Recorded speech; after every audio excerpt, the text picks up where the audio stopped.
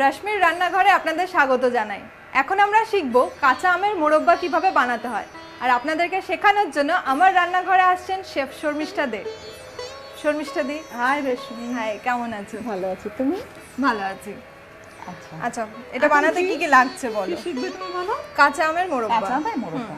কাঁচা আম হ্যাঁ লাগছে অবশ্যই, কিশমিশ, ছোট এলাচের গুঁড়ো, চিনি, সাইট্রিক অ্যাসিড আর এখানে জুলিয়ান করে কাটা আদা আছে। আচ্ছা, আদা একটু জল দিয়ে দিই। হ্যাঁ, আদাটা ভীষণ তাড়াতাড়ি কালো হয়ে যায়। জল দিলে এটা ফ্রেশ থাকে। আবার ফ্রেশ থাকে, হ্যাঁ, কালোটা উঠে যাবে, আবার মানে অরিজিনাল কালারটা ফিরে আসবে। আচ্ছা, ঠিক আছে। এখানে আম কেটে খোসা ছাড়িয়ে আম কেটে আটি বাদ দিয়ে ছোট ছোট টুকরো করে কাটা আছে। এবং ছোট ছোট পিস করে কাটা আছে। তুমি গ্যাসটা জ্বালিয়ে দাও।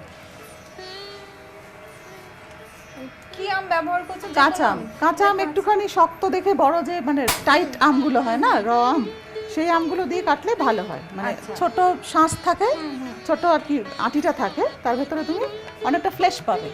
ঠিক আছে। তার ভেতরে একটুখানি নুন আর হলুদ দিয়ে ভেজানো আছে, যাতে কষটা বেরিয়ে যায়। মানে একটা কষ হয় না, সে কষটা, একটা কষ হয়, সেই কষটা যেন বেরিয়ে যায়। তাহলে দিয়েছো?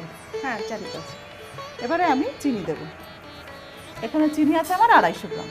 ঠিক আছে। 250 গ্রাম চিনিতে আমি দেবো 1 কাপ মতন জল। ঘন হবে রস। হ্যাঁ, মোরব্বা তো ঘন মতন হবে। তুমি আমাকে আর একটা বল দিতে পারো? হ্যাঁ, দিচ্ছি।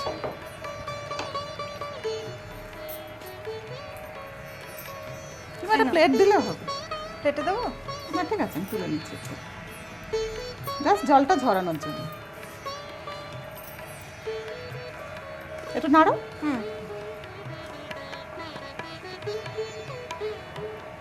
চিনিটা পুরো গলে যাবে তো? একদম।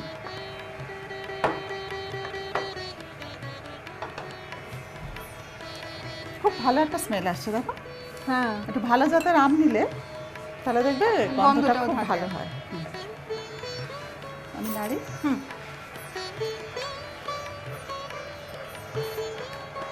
চিনিটা একদম গলে গেলে তার মধ্যে আমি আম দেবো।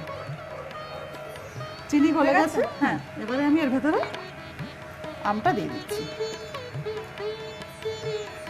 আমাকে একটুখানি নুন দাও তো, জাস্ট ব্যালেন্স করার জন্য। দিচ্ছি। 1/2 টিস্পুন মতো। একটুখানি, হ্যাঁ, মানে অলরেডি আমি নুন দিয়ে আর হলুদ দিয়ে মাখিয়ে রেখেছিলাম। অল্প একটু নুন দিলাম। এবারে দেবো আমি পরপর আমায় দিতে থাকা সাইট্রিক অ্যাসিড 1/2 টিস্পুন। এটা কেন দিচ্ছ? এটা একটু প্রিজারভেটিভও, আর তার সঙ্গে একটু টক ভাবও থাকে। আচ্ছা। আচ্ছা, আর দেবে আদা। আদা কুচি, জলটা খুলে দাও।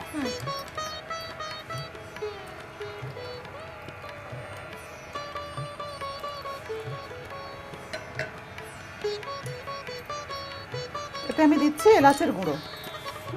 4-5টা ছোট এলাচের গুঁড়ো আছে। আর দিচ্ছি 50 গ্রাম মতো আদার কুচি।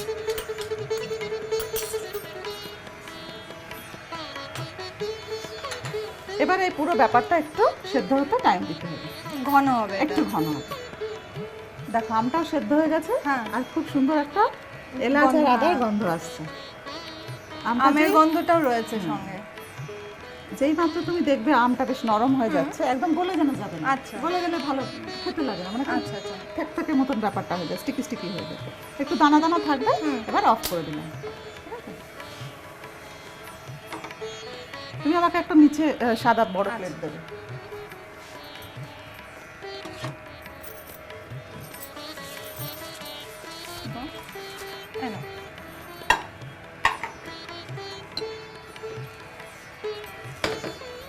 এবারে আমি এটা ঢেলে দিলাম। এটা তুমি জারেও রেখে দিতে পারো, কিন্তু সেক্ষেত্রে সবসময় দেখবেন যেন এটা ঠান্ডা হয়ে যায়। আচার বা মোরব্বা যেটাই ক্যানিং করবেন, দেখবেন একদম যেন ঠান্ডা হয়ে যায়। আর যেটাতে রাখবো সেটা যেন একদম ধোয়া থাকে। গরম জল দিয়ে ওটাকে স্টেরিলাইজ করে নেবে। ওপর দিয়ে আমি দিচ্ছি কিশমিশ। কিশমিশটা পরে কেন দিলাম বলো তো? কিশমিশটা পুরো সেদ্ধ হয়ে গেলে কেমন ক্যাটকেটে হয়ে যায়। এটা ক্রাঞ্চিনেসটা থাকবে। এটা অনেক দিন রাখার পরেও এরকম থাকবে। কিশমিশটা তো এমনিতেই শুকনো। হ্যাঁ। আচ্ছা, তোমার কাছে কোনো ফুল আছে? হ্যাঁ, আছে। দাও। এই নাও। ঠিক আছে, ওটা রেখে দাও।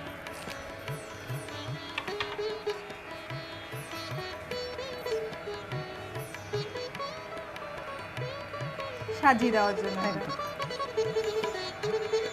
কাঁচা আমের মোরব্বা একদম রেডি। শর্মিষ্ঠা দি, তোমাকে অনেক ধন্যবাদ।